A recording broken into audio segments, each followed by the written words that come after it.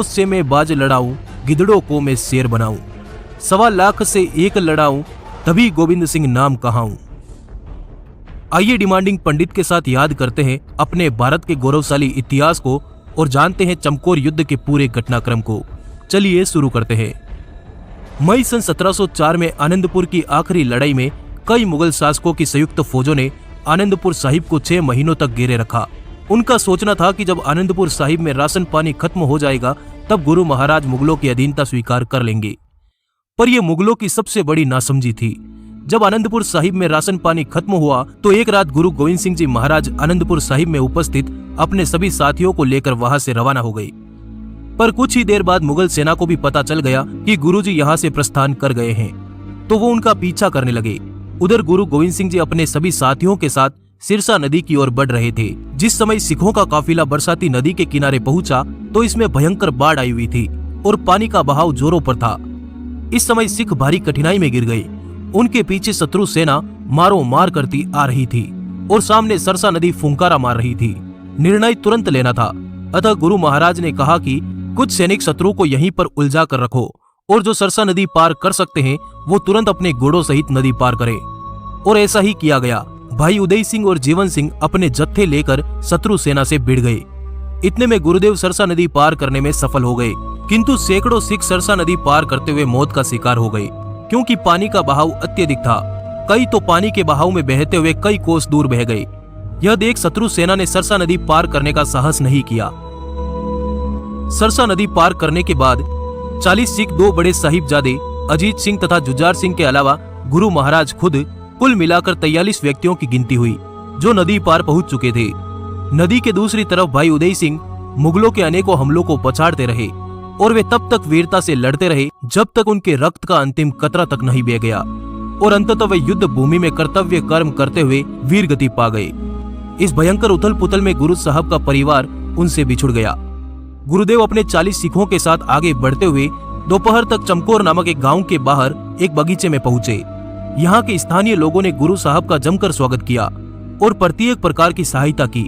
यही एक किले नुमा कच्ची हवेली थी जो सामरिक दृष्टि से बहुत महत्वपूर्ण थी, क्योंकि इसको एक ऊंचे टीले पर बनाया गया था जिसके चारों ओर खुला समतल मैदान था। इस हवेली के मालिक बुद्धिचंद ने गुरु साहब से आग्रह किया कि आप इस हवेली में विश्राम करें। गुरुजी ने भी आगे जाना उचित नहीं समझा, अतः 40 सिखों को छोटी छोटी टुकड़ियों में बांटकर उनमें बचा कुचा युद्ध का सामान बांट दिया गया और सभी सिखों को मुकाबला के लिए मोर्चों पर तैनात कर दिया गया। सभी ने तय किया कि मर जाओ या मार डालो। खालसा सेना का सिद्धांत था कि शत्रु के सामने कभी हथियार मत डालो, केवल वीर गति ही अंतिम विजय है। गुरुदेव अपने 40 शिष्यों की ताकत से असंख्य मुगल सेना से लड़ने की योजना बनाने लगे। गुरु साहब ने स्वयं कच्ची गढ़ी हवेली के ऊपर ध्वज केसरी से युद्ध का मोर्चा संभाला। अन्य सिखों ने भी अपने अपने मोर्चे बनाए और मुगल सेना की राह देखने लगे। उधर जैसे ही सरसा नदी का बहाव कम हुआ, मुगल सेना ने तुरंत नदी पार करके सिख दल का पीछा करती हुई चमकौर के मैदान में आ पहुंची। देखते ही देखते शत्रु सेना ने गुरु साहब के ठहराव वाली हवेली को घेर लिया। मुगल सेनापतियों को गांव वालों से पता चल गया था कि गुरु महाराज के पास मात्र 40 सैनिक हैं, अतः शत्रु अब गुरु महाराज को बंदी बनाने के स्वप्न देखने लगे। चमकौर के नवाब वजीर खान ने भोर होते ही मुनादी करवा दी कि गुरु महाराज अपने आप को अपने साथियों सहित मुगल प्रशासन के हवाले करे तो उनकी जान बख्शी जा सकती है। इस मुनादी के उत्तर में गुरुदेव ने मुगल सेनाओं पर तीरों की बरसात कर दी। ध्यान रहे, इस समय 40 सिखों का मुकाबला 10 लाख की विशाल शत्रु सेना से हो रहा था। इस पर गुरु महाराज ने भी तो एक एक सिख को 1.25 लाख के साथ लड़ाने की सौगंध खाई हुई थी और गुरु महाराज की यह शपथ चमकौर के मैदानों में गूंज उठी। 22 दिसंबर सन 1704 को संसार के अनोखे युद्ध का आगाज हुआ। आकाश में घनघोर बादल थे और धीमी धीमी बूंदाबांदी हो रही थी। वर्ष का सबसे छोटा दिन होने के कारण सूर्य भी बहुत देर से उदय हुआ था।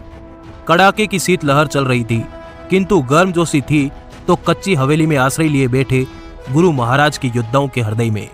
कच्ची गढ़ी पर शत्रु ने घनघोर प्रहार किया। इसके जवाब में भीतर से तीरों और गोलियों की बौछारें हुई। अनेक मुगल सिपाही धराशायी हो गए। दोबारा सशक्त दावे का भी यही हाल हुआ। मुगल सेनापतियों को अविश्वास होने लगा था कि कोई मात्र 40 सैनिकों की सहायता से इतना ताकतवर कैसे बन सकता था। सिख सैनिक लाखों की सेना से गिरे निर्भय भाव से लड़ने मरने का खेल खेल रहे थे। अब सिख सेना ने तलवार और भाले का युद्ध लड़ने के लिए मैदान में निकलना आवश्यक समझा। सर्वप्रथम भाई हिम्मत सिंह जी को गुरु महाराज ने आदेश दिया कि वह अपने साथियों सहित 5 सैनिकों का जत्था लेकर रणभूमि में जाकर शत्रु सेना को अपनी ताकत का परिचय दे। तभी मुगल जनरल नाहर खान ने सीढ़ी लगाकर गढ़ पर चढ़ने का प्रयास किया, किंतु गुरुदेव ने उसको वहीं बाणों से भेद कर चित कर दिया। सरहिंद के नवाब ने सेनाओं को एक बार फिर इकट्ठा होकर कच्ची गढ़ी हवेली पर पूरी ताकत से आक्रमण करने का आदेश दिया, किंतु गुरु महाराज ऊंचे टीले वाली हवेली में होने के कारण सामरिक दृष्टि से अच्छी स्थिति में थे, अतः उन्होंने यह आक्रमण भी विफल कर दिया। सिखों के जत्थे ने गढ़ से बाहर आकर मुगल सेना पर करारे प्रहार किए। गढ़ के ऊपर लगे ध्वज केसरी से गुरु महाराज खुद अपने योद्धाओं की सहायता शत्रुओं पर बाण चलाकर कर रहे थे। घड़ी भर खूब लोहे पर लोहा बजा, सैकड़ों शत्रु सैनिक मैदान में ढेर हो गए। अंततः 500 सिख भी शहीद हो गए। एक बार फिर गुरु महाराज ने 5 सिखों का दूसरा जत्था गढ़ी से बाहर रणभूमि में भेजा। इस जत्थे ने भी आगे बढ़ते हुए शत्रुओं के छक्के छुड़ाए और उनको पीछे धकेल दिया और शत्रुओं का भारी नुकसान करते हुए वीरगति पा गए। इस प्रकार गुरुदेव ने रणनीति बनाई और 5-5 के जत्थे बारी बारी रणभूमि में भेजने लगे। जब 5वां जत्था शहीद हो गया तो दोपहर का समय हो चुका था। सूरज माथे पर चढ़ आया। सरहिंद के नवाब वजीर खान की हिदायतों का पालन करते हुए शत्रु सेना के 8 सेनापतियों ने अपनी सेनाओं के साथ गढ़ की ओर बढ़ना शुरू किया। अब सिख सैनिकों को लगने लगा कि एक साथ इतना बड़ा हमला रोक पाना मुश्किल होगा। इस कारण अंदर बाकी बचे सिखों ने गुरु महाराज से प्रार्थना की कि वह साहिबजादों के साथ युद्ध भूमि से बाहर निकल जाए। यह सुनकर गुरु महाराज ने सिखों से कहा, तुम कौन से साहिबजादों की बात करते हो? तुम सभी भी तो मेरे साहिबजादे हो। गुरुदेव जी का यह उत्तर सुनकर सभी सिख आश्चर्य में पड़ गए। गुरु महाराज के बड़े सुपुत्र अजीत सिंह पिताजी से युद्ध भूमि में जाने का आदेश मांगने लगे। गुरु महाराज ने तुरंत उन्हें आशीष दी और अपना कर्तव्य पूर्ण करने को प्रेरित किया। बड़े साहिबजादे अजीत सिंह के मन में कुछ कर गुजरने का जज्बा था। बस फिर क्या था, वह अपने 4 अन्य सिखों को लेकर गढ़ से बाहर चले गए और मुगलों की सेना पर ऐसे टूट पड़े जैसे एक मृग शावकों पर टूट पड़ता है। अजीत सिंह जिधर बढ़ जाते उधर सामने आने वाले सैनिक गिरते पड़ते और भाग जाते। 5 सिंहों के जत्थे ने सैकड़ों मुगलों को काल का ग्रास बना दिया। एक वीर योद्धा हजारों की सेना को एक साथ लेकर गिरता है, किंतु शत्रु सेना अत्यंत विशाल थी। बड़े साहिबजादे अजीत सिंह को छोटे भाई साहिबजादे जुझार सिंह ने जब युद्ध भूमि में शहीद होते देखा तो उन्होंने भी गुरु महाराज से रणभूमि में जाने की आज्ञा मांगी। गुरु महाराज ने बालक जुझार सिंह की पीठ थपथपाई और अपने किशोर पुत्र को रणभूमि में 4 अन्य सेवकों के साथ भेज दिया। गुरु महाराज अपने वीर जुझार सिंह को रणभूमि में शत्रुओं पर भारी पड़ते देखकर अत्यंत प्रसन्न होने लगे। जुझार सिंह शत्रु सेना के बीच गिर गए, किंतु उन्होंने वीरता के जौहर दिखलाते हुए वीरगति पाई। इन दोनों योद्धाओं की आयु मात्र 18 वर्ष तथा 14 वर्ष की थी। युद्ध के मैदान में वर्षा और बादलों के कारण अंधेरा छाने लगा। वर्ष का सबसे छोटा दिन था। कड़ाके की सर्दी पड़ रही थी। अंधेरा होते ही युद्ध रुक गया। गुरु महाराज ने दोनों साहिबजादों को शहीद होते देखकर ईश्वर के सामने धन्यवाद कहा और शुक्राने की प्रार्थना की और कहा कि तेरा तुझको सौंपते क्या लागे मेरा। इस समय गुरु महाराज के पास मात्र 7 सिख सैनिक ही बचे थे और वह स्वयं कुल मिलाकर 8 की गिनती पूरी होती थी। मुगल सेनाएं पीछे हटकर आराम करने लगी। उन्हें ऐसा लगता था कि गढ़ में बहुत बड़ी सिख सेना मौजूद है। इसके बाद गुरु महाराज ने सिखों को युद्ध भूमि में लाखों शत्रुओं को एक साथ परास्त करके शहीद होने के लिए प्रोत्साहित किया। सभी ने शीश झुकाकर आदेश का पालन करते हुए प्राणों की आहुति देने की शपथ ली, किंतु उन्होंने गुरु महाराज से प्रार्थना की कि आप गढ़ छोड़कर अन्यत्र चले जाए, क्योंकि हम मर गए तो कुछ नहीं बिगड़ेगा, परंतु आपकी शहीदी के बाद पंथ का क्या होगा। पर गुरु महाराज भला यूं कैसे युद्ध से मुंह मोड़ लेते। गुरु महाराज ने सिंहों को उत्तर दिया, मेरा जीवन मेरे प्यारे सिखों के जीवन से मूल्यवान नहीं। यह कैसे संभव हो सकता है कि मैं तुम्हें रणभूमि में छोड़कर अकेला निकल जाऊं। अब तो मैं खुद दिन चढ़ते ही सबसे पहले अपना जत्था लेकर रणभूमि में उतरूंगा। गुरुदेव के इस कथन से सिख बहुत चिंतित होने लगे। सिखों ने यह ठान लिया था कि कैसे भी करके सतगुरु को शहीद नहीं होने देंगे। वे जानते थे कि गुरु महाराज द्वारा दी गई शहादत इस समय पंथ के लिए बहुत ही हानिकारक सिद्ध होगी। अतः भाई दया सिंह जी ने एक युक्ति सोची और अपना अंतिम हथियार आजमाया।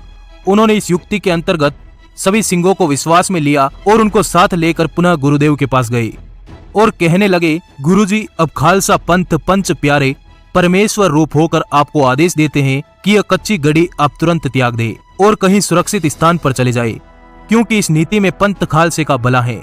गुरु महाराज ने 5 प्यारों का आदेश सुनते ही शीश झुका दिया और कहा, मैं अब कोई प्रतिरोध नहीं कर सकता।